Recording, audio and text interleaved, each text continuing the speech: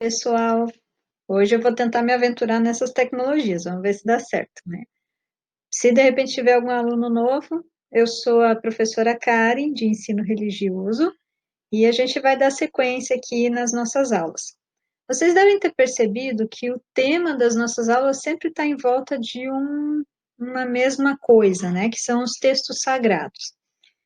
E eu vim aqui para falar para vocês que esse é o tema do ano, tá? Todo o sexto ano no ensino religioso a gente vai tratar sobre o texto sagrado. Além dos textos sagrados, que outras práticas que existem para guardar as memórias das crenças, né? Até agora a gente fez algumas atividades relacionadas a isso, a gente leu algumas partes, reconheceu alguns textos que a gente conhece, veio a conhecer outros que a gente não conhece tanto, ou talvez nunca viu na vida, né? E eu achei aqui na internet uma apostila maravilhosa, eu estou apaixonada por ela, ela é muito legal, muito prática, muito bonita, e a gente vai trabalhar umas partes dessa apostila ao longo das próximas aulas, tá? E o vídeo vai ajudar a fazer a mediação desses textos, dessas explicações. Então, a gente tem aqui o capítulo 3 dessa apostila, é uma apostila do estado do Paraná, e nesse capítulo a gente vai falar sobre os textos sagrados. Então, basicamente, esse capítulo vai se dividir em 3 subtemas: mitos e origem, onde a vida começa, os textos sagrados e os mitos, e os diferentes textos sagrados escritos, tá? Então, para clarificar mais uma vez os objetivos: identificar as diversas formas de textos que existem, compreender a função dos textos sagrados, reconhecendo a sua expressão em linguagem simbólica.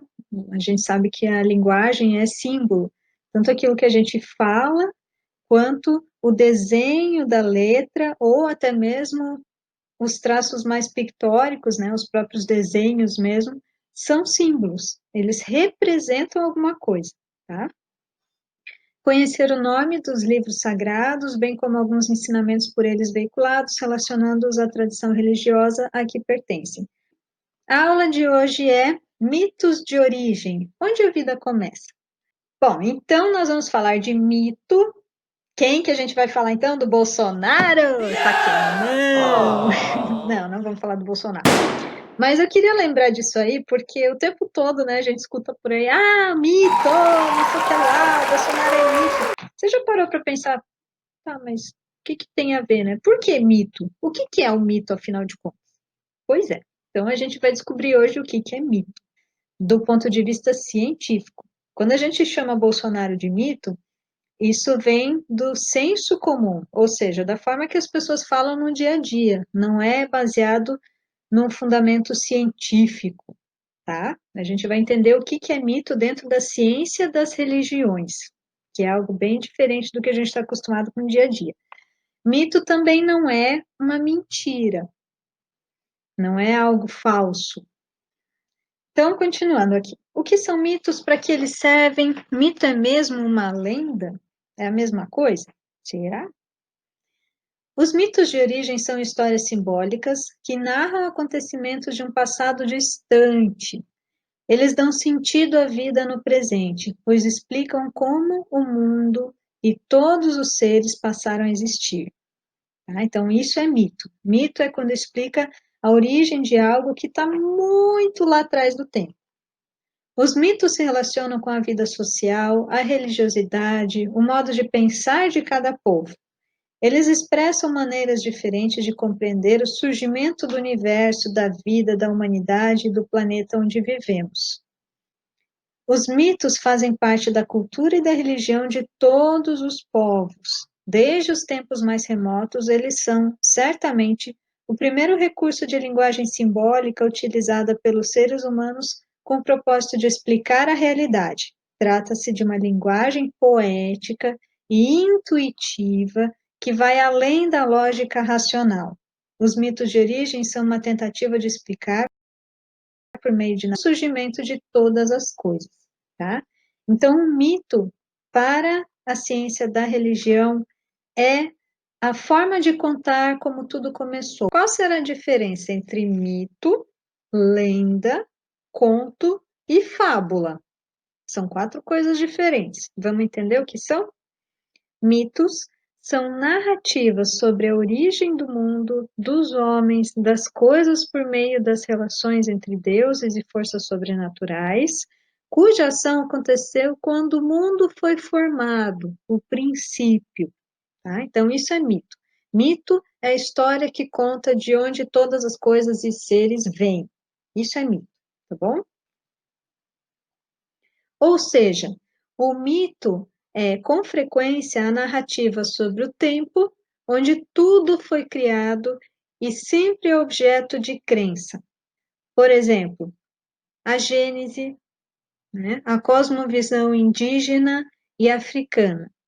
O livro de Gênesis, né, que daí é o Gênesis, o livro de Gênesis da Bíblia conta o mito de criação das tradições das religiões judaico-cristãs.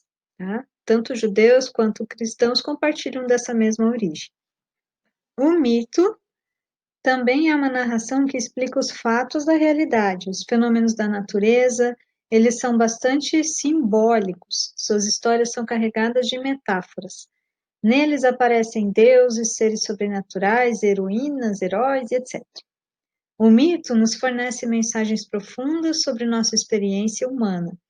As histórias contadas pelas religiões, tenham elas sido escritas ou não, são consideradas mitos religiosos para os pesquisadores de religiões. O mito religioso explica a realidade por meio de histórias sagradas, né? Então, mito é mentira? Não, mito não é mentira, né? A gente sabe que religião alguma é mentira, né? Isso é defendido dentro do ensino religioso. Cada religião tem a sua verdade, tem a sua forma de interpretar as coisas, né? E o mito é a forma de interpretar como nós surgimos, como nós chegamos aqui a partir da ação sobrenatural de um ser transcendente ou de algo que seja transcendente, né? Algo que esteja muito acima, muito mais poderoso do que a existência que existe. Né? A existência que existe é bom, do que nós que existimos aqui. Bom, e lenda? O que é lenda? As lendas são narrativas que misturam fatos, lugares reais e históricos com acontecimentos que são frutos da fantasia. Elas procuram dar explicações para acontecimentos misteriosos e sobrenaturais. Exemplo, o boitatá e o curupira. Né? As lendas se vinculam ao folclore, são as crendices que não estão relacionadas diretamente a uma religião. Tá? Na medida em que são contadas, elas vão se modificando ao modo de quem conta a história. Tá? Então, lenda não é algo especificamente religioso. Né? Lendas são historinhas contadas por aí. Né? Por exemplo, vocês já ouviram falar da lenda do Homem do Saco? Essa é uma lenda. Ah, ó, o homem do saco vai te pegar.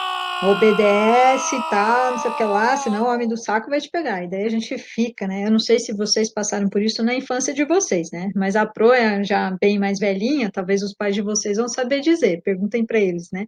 O homem do saco, né? Era um negócio assim que todo mundo ficava espiando assim para fora do portão para ver se o homem do saco estava vindo mesmo. É uma lenda, tá? É uma crendice e que não está relacionado a uma religião, né? Não é um conhecimento de base que dá fundamento para uma crença. Tá? E o conto? O que é o conto? É uma narrativa que acontece em qualquer lugar e tempo, presente, passado ou futuro. O conto não se aprofunda nas características físicas e nas ações dos personagens. A função do conto é procurar levar o narrador a se envolver na trama. Por exemplo, Bela Adormecida e Rapunzel, né? Os famosos contos de fada. São as histórias que a gente escuta de criança, mas que a gente sabe que é só uma história contada, né? É diferente da lenda, que é uma coisa que se repete, que a gente escuta de vez em quando e que é posta no nosso cotidiano, né? Que às vezes pode causar terror ou outros sentimentos tantos, né? Mas que está relacionado a coisas assim mais relacionadas à fantasia, né? O conto são histórias contadas, que tem começo, meio e fim, tem um enredo, tem um momento forte, né? Aí vocês podem perguntar para a Pro de português de vocês o que é um conto, né? Daí entra mais nas questões literárias, nessa parte artística da escrita. E fábula, o que é uma fábula? É uma narrativa com o objetivo de trazer algum ensinamento moral, cujos personagens são animais dotados de qualidades humanas. Exemplo, Chapeuzinho Vermelho e a Lebre e a Raposa. Né? Então, nessas histórias nós temos animaizinhos que têm comportamentos humanos. Isso é uma fábula, tá? Muito bem, vamos para a atividade de hoje? Você vai marcar um X na resposta correta de cada uma dessas letras aqui. A narrativa, com o objetivo de trazer ensinamento moral, é um mito, é uma lenda, é um conto ou uma fábula? Daí você vai marcar um xizinho onde você acha que é o mais correto, tá bom? Essa atividade aqui vai estar no outro anexo lá no Classroom, tá? Não é para você marcar nesse aqui, porque esse aqui é um PDF, é só para você poder ler o texto com calma, no teu ritmo, e também para conseguir responder as questões depois.